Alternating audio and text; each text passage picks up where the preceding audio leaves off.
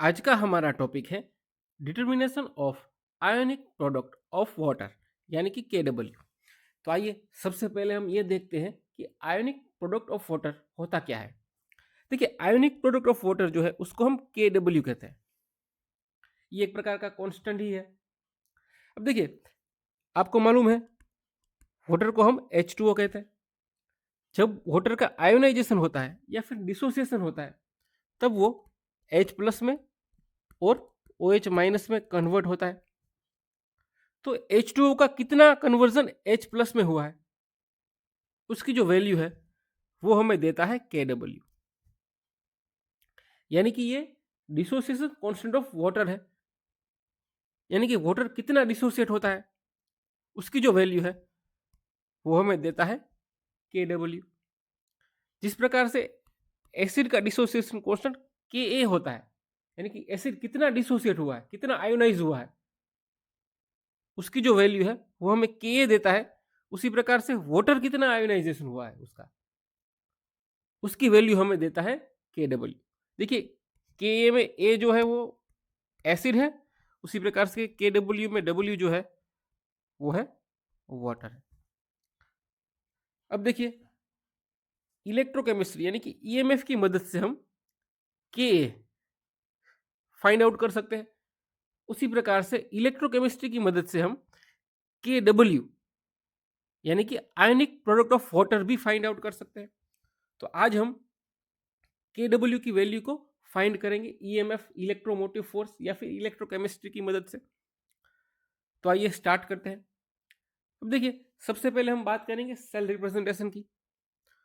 तो आपको मालूम ही है कि किसी भी सेल को कंस्ट्रक्ट करने के लिए दो इलेक्ट्रोड चाहिए। एक इलेक्ट्रोड एनोड का काम करता है और दूसरा जो है वो कैथोड का काम करता है। अब देखिए, जो लेफ्ट साइड का जो इलेक्ट्रोड होता है जिसको हम क्या कहते हैं, एनोड कहते हैं, वो लिया जाता है हाइड्रोजन इलेक्ट्रोड।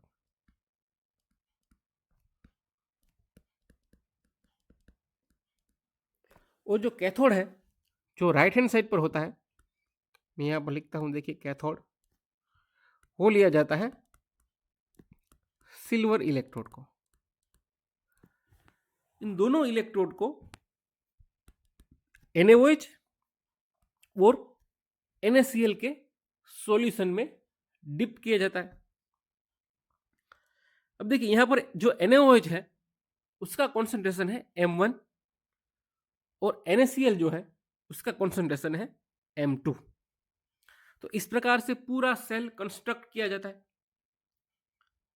दो इलेक्ट्रोड यूज किए जाते हैं, ये आपको याद रखना है, हाइड्रोजन इलेक्ट्रोड और सिल्वर इलेक्ट्रोड। अब देखिए, जब ये सेल वर्क करता है, जब ये सेल ऑन होता है, तब मान लीजिए हमें इस सेल से 1 फेराडे जितनी इलेक्ट्रिसिटी मिलती है। 1 फेराडे का मतलब हुआ charge of 1 mole of electron.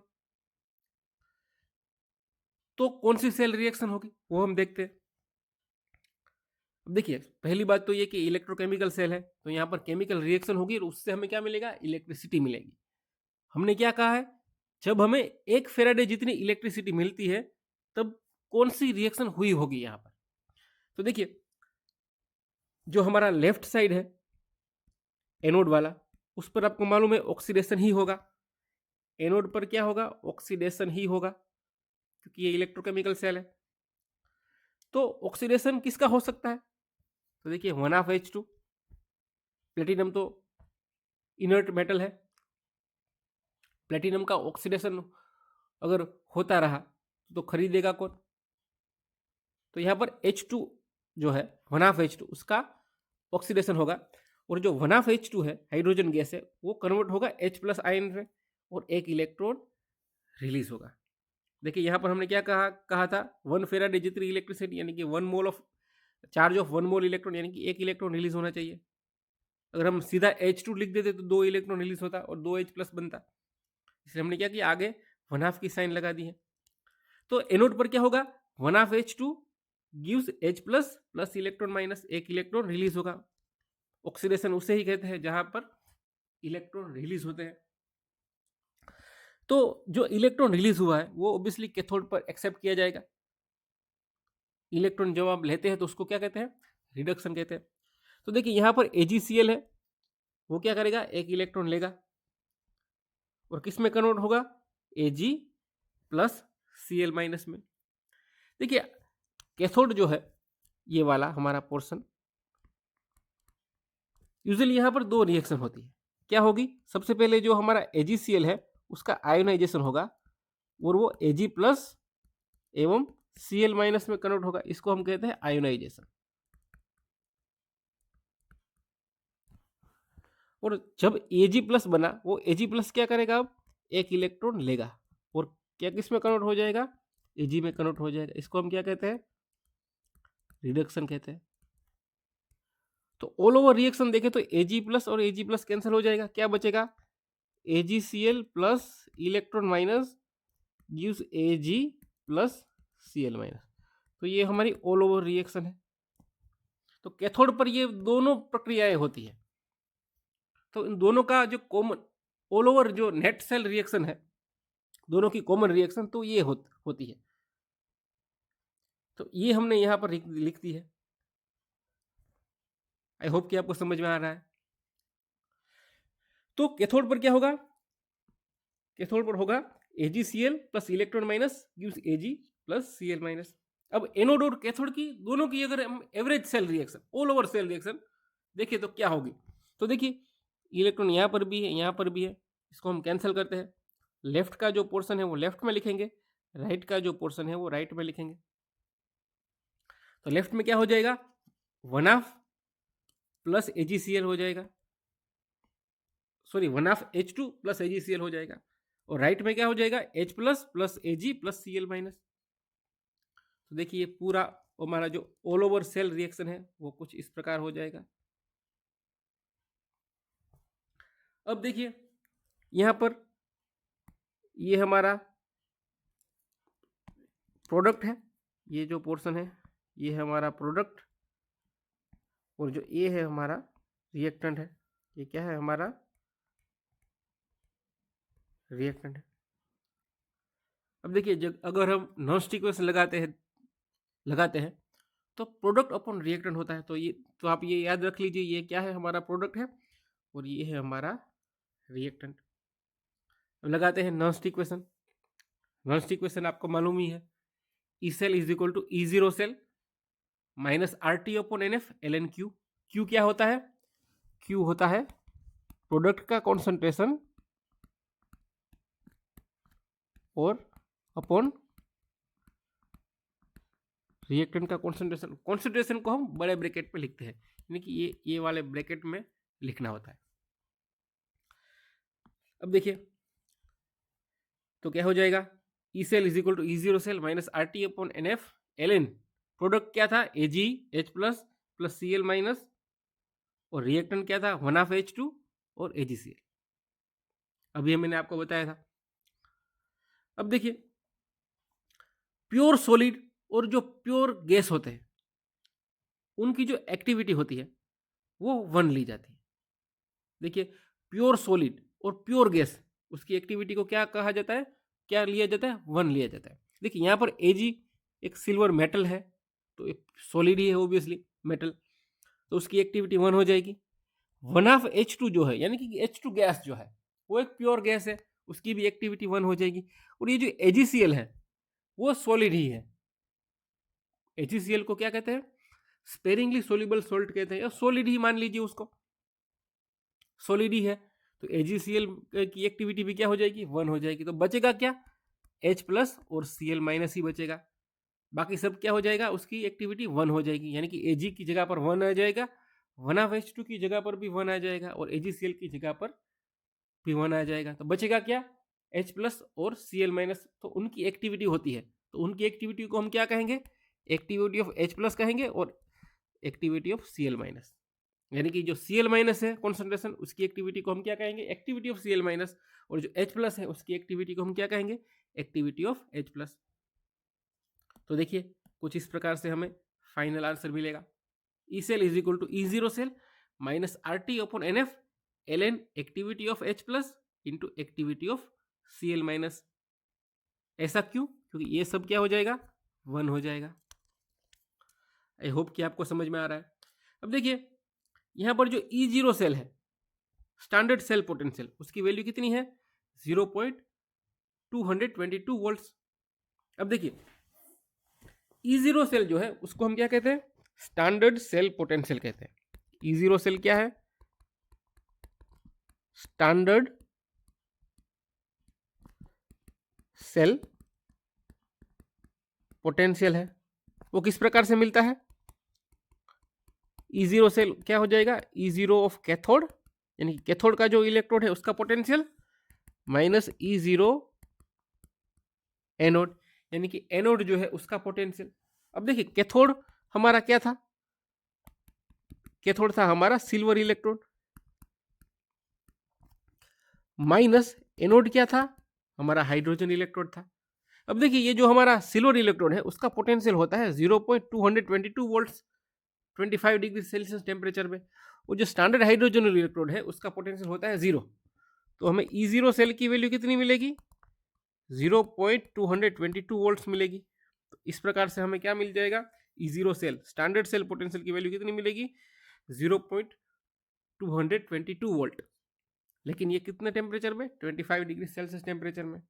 और N जो है उसकी वैल्यू कितनी हो जाएगी, 1 हो जाएगी। देखिए आपने देखा होगा अभी सेल रिएक्शन में कि एक इलेक्ट्रॉन रिलीज हुआ था और एक इलेक्ट्रॉन एक्सेप्ट हुआ है। तो नेट सेल जो इलेक्ट्रॉन ट्रांसफर हुआ है वो 1 हुआ है। तो N की जगह पर हम क्या लिखेंगे, 1 लिखेंगे। तो देखिए ऑल ओवर हमें क्या मिलेगा, इस प्रकार से हमें फाइनल जो इक्वेशन है वो मिलेगा।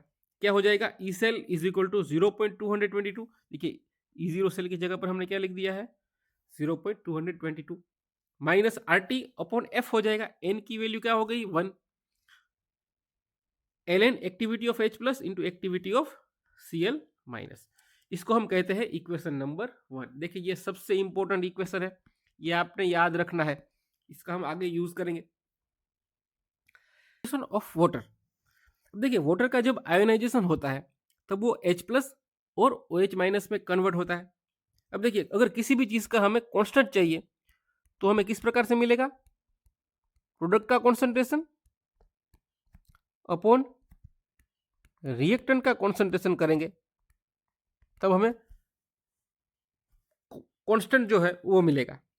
अब देखिए यहाँ पे मान लीजिए हमें इसका कांस्टेंट चाहिए तो हमें किस प्रकार से मिलेगा, तो देखिए कांस्टेंट K क्या हो जाएगा, प्रोडक्ट का कॉन्सेंट्रेशन यानी कि H plus OH minus upon reactant का कॉन्सेंट्रेशन यानी कि H2O।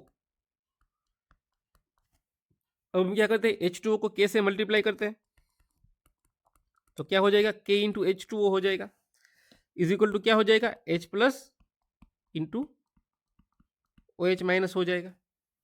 अब ये जो K इंटू H2O है वो भी एक कांस्टेंट ही है, तो उसको हम कहते हैं KW। KW क्या है, हमारा आयोडिक प्रोडक्ट ऑफ वाटर। तो KW क्या हो जाएगा, H प्लस का कॉन्सेंट्रेशन इंटू OH माइनस का कॉन्सेंट्रेशन। अब देखिए अगर हमें एक्टिविटी के फॉर्म में लिखना होता है तो हम क्या लिखेंगे, H प्लस का कॉन्सेंट्रेशन यहाँ पर क्या होता है, H प्लस। अब मुझे एक्टिविटी चाहिए H प्लस की, तो वो किस प्रकार से मैं लिखूंगा, एक्टिविटी ऑफ H प्लस। यहाँ पर OH माइनस का कॉन्सेंट्रेशन है, मुझे उसकी एक्टिविटी चाहिए तो मैं क्या लिखूंगा, एक्टिविटी ऑफ OH माइनस। तो ये जो हमारे KW की वैल्यू है वो क्या हो जाएगी, activity of H plus into activity of OH minus. इस प्रकार से देखें KW क्या हो जाएगा, activity of H plus into activity of OH minus. अब यहाँ पर हम एक्टिविटी ऑफ H प्लस को आगे लिखते हैं तो क्या हो जाएगा, वो हो जाएगा activity of H plus is equal to KW upon activity of OH minus. Simple है, ये जो एक्टिविटी ऑफ OH माइनस है वो क्या हो जाएगा, नीचे चला जाएगा KW के, तो ये बनेगा। अब देखिए ये है हमारा इक्वेशन नंबर 2। अब हम क्या करते हैं, ये जो इक्वेशन नंबर 2 है उसकी वैल्यू को हम इक्वेशन नंबर 1 में ऐड करते हैं। अब देखिए इक्वेशन नंबर जो 1 है वो मैंने कहा था इंपॉर्टेंट है, वो क्या था, वो ये था, E cell is equal to 0.222 minus R T upon F L N activity of H plus into activity of Cl minus. तो हम क्या करेंगे, ये जो एक्टिविटी ऑफ H प्लस है उसकी वैल्यू को हम यहाँ पर ऐड करेंगे। तो देखिए क्या होता है, देखिए हमने वैल्यू ऐड कर दी। क्या किया हमने, simple activity of H plus है उसकी जगह पर हमने ये ऐड कर दिया। तो क्या हो जाएगा, इस प्रकार से इक्वेशन बन जाएगा, E cell is equal to 0.222 minus R T upon F L N K W upon activity of O H minus into activity of C L minus. ये तो पहले से था ही। अब देखिए यहाँ पर जो के डब्ल्यू है उसको हमें फाइंड आउट करना है, वो हमारा शो स्टॉपर है, मेन है। तो मैं क्या करता हूँ, के डब्ल्यू को अलग लिखता हूँ, लेकिन मुझे ये भूलना नहीं है कि के डब्ल्यू के आगे क्या है, minus R T upon F L N है। देखिए मैं इसको हाईलाइट करता हूँ। देखिए ये minus R T upon F L N जो है वो के डब्ल्यू के साथ भी मल्टीप्लीकेशन में है, activity of O H minus के साथ भी है और activity of C L minus के साथ भी है। तो इसको हमने भूलना नहीं है। अब देखिए क्या मिलता है, E cell is equal to 0.222 minus R T upon F L N K W minus R T upon F L N activity of C L minus upon activity of O H minus. अब देखिए जैसा कि मैंने कहा था कि जो आई minus R T upon F L N है वो के डब्ल्यू के साथ मल्टीप्लीकेशन में है, activity of O H minus के साथ भी है और activity of C L minus के साथ भी है। तो हमने उनके आगे ये लिखना है। अक्सर क्या करते हैं स्टूडेंट, ये गलती कर देते हैं, ये मिस कर जाते हैं। तो आपने ये मिस नहीं करना है। अब देखिए आगे बढ़ते हैं। तो ये था हमारा ई सेल की वैल्यू। अब देखिए एक्टिविटी जो है वो कंसंट्रेशन इनटू एक्टिविटी कोएफिशिएंट की टर्म में भी लिखा जाता है, यानी कि एक्टिविटी क्या क्या होता है meaning, concentration into activity coefficient. अब देखिए यानी कि activity A is equal to क्या हो जाएगा, एम इंटू ग्यामा, एम यानी कि कॉन्सेंट्रेशन यानी कि मोलालिटी और ग्यामा जो है वो है हमारा एक्टिविटी कोएफिशिएंट। तो हम क्या करेंगे, activity of C L minus है तो उसको हम किस प्रकार से लिखेंगे, M C L minus into gamma C L minus, यानी कि ये जो एक्टिविटी है उसको हमने कॉन्सेंट्रेशन के टर्म में लिखना है। तो activity of C L minus है तो उसको हम क्या लिखेंगे, एम सी एल माइनस यानी कि सी एल माइनस की मोलालिटी यानी कि कॉन्सेंट्रेशन, और ग्यामा सी एल माइनस यानी कि सी एल माइनस का एक्टिविटी कोएफिशिएंट। उस प्रकार से ओ OH का लिखना हो तो हम क्या लिखेंगे, M O H minus into gamma O H minus. अब देखिए तो ये सभी वैल्यूज हम ऐड करते हैं तो क्या हो जाएगा, E cell is equal to 0.222 minus R T upon F L N K W minus R T upon F L N. देखिए अभी हमने क्या कहा कि सी एल माइनस की जगह पर हम क्या लिखेंगे, एम सी एल माइनस और ग्यामा सी एल माइनस लिखेंगे। लेकिन मैं क्या करता हूं, सबसे पहले एम वाले यानी कि मोलालिटी वाले लिखता हूं। तो क्या हो जाएगा, एम सी एल माइनस, अब नीचे ओ एच माइनस था तो पहले मैं क्या लिखता हूं, एम ओ एच माइनस लिखता हूं, minus R T upon F L N. अब मैं क्या लिखता हूं, ग्यामा सी एल माइनस और ग्यामा ओ एच माइनस। यानी कि मैंने क्या करा, पहले वाले मैंने ये जो मोलालिटी वाले हैं उसको लिखा और बाद में मैंने क्या लिखा, एक्टिविटी कोएफिशिएंट वाले लिखा। लेकिन आपने भूलना नहीं है क्योंकि ये दोनों जो है वो minus R T upon F L N के मल्टीप्लीकेशन में ही है। तो आपने minus R T upon F L N तो लिखना ही है। अब देखिए मेरा ये लिखने का मतलब क्या था, साथ में भी तो मैं लिख सकता था लेकिन मैंने साथ में नहीं लिखा। क्यों, क्योंकि देखिए ये जो gamma C L minus upon gamma O H minus है यानी कि एक्टिविटी कोएफिशिएंट है, वो डाइल्यूट सॉल्यूशन के लिए क्या हो जाता है, 1 हो जाता है। जब सॉल्यूशन डाइल्यूट हो जाएगा तब एक्टिविटी कोएफिशिएंट क्या हो जाएगा, 1 हो जाएगा। तो log 1 क्या होता है, यानी कि ln 1 क्या हो जाएगा, 0 हो जाएगा। ये 1 हो गया तो ln 1 क्या हो जाएगा, 0 हो जाएगा। यानी कि ये जो पूरा टर्म है, इसको मैं हाईलाइट करता हूं, ये जो पूरा टर्म है वो क्या हो जाएगा, 0 हो जाएगा। तो फिर बचा क्या, सिर्फ इतना ही बचेगा, E cell is equal to 0.222 minus R T upon F L N K W minus R T upon F L N M C L minus upon M O H minus. अब देखिए यहां पर हम क्या करते हैं, के डब्ल्यू हमें चाहिए, तो के डब्ल्यू को मैं आगे लिख लेता हूँ। तो क्या हो जाएगा, minus R T upon F L N K W is equal to E cell minus 0.222 plus R T upon F L N M C L minus upon M O H minus. देखिए इसको मैं यहाँ ही रखता हूँ, ये सामने चला जाएगा तो माइनस हो जाएगा, ये माइनस से सामने चला जाएगा तो क्या हो जाएगा, प्लस हो जाएगा। तो हमें फाइनल जो मिलता है आंसर वो ये मिलता है। अब देखिए यहाँ पर अगर आप गौर से देखें तो ये minus R T upon F constant है, आर गैस कॉन्स्टेंट है, टी टेम्परेचर भी कॉन्स्टेंट होगा, फेराडे कॉन्स्टेंट, एफ भी कॉन्स्टेंट ही है। के डब्ल्यू हमें फाइंड आउट करना है, के डब्ल्यू हमें क्या करना है, फाइंड आउट करना है। ई सेल की वैल्यू हमें इंस्ट्रूमेंट से मिलेगी, आर टी अपॉन एफ भी क्या है, कॉन्स्टेंट ही है, पर एम सी एल माइनस और एम ओ एच माइनस वो कॉन्सेंट्रेशन हमें पता ही है। तो सभी वैल्यू हम ऐड करेंगे तो हमें के डब्ल्यू की वैल्यू मिल जाएगी, और वो कितनी मिलेगी, 1.0 इंटू 10⁻⁻14 मिलेगी, जो स्टैंडर्ड वैल्यू के बराबर ही है। स्टैंडर्ड वैल्यू थी 1 इंटू 10⁻14 और हमें मिली कितनी है, 1 इंटू 10⁻14। तो इस प्रकार से हम कह सकते हैं कि इलेक्ट्रोकेमिस्ट्री की मदद से हम के डब्ल्यू की वैल्यू को भी फाइंड आउट कर सकते हैं।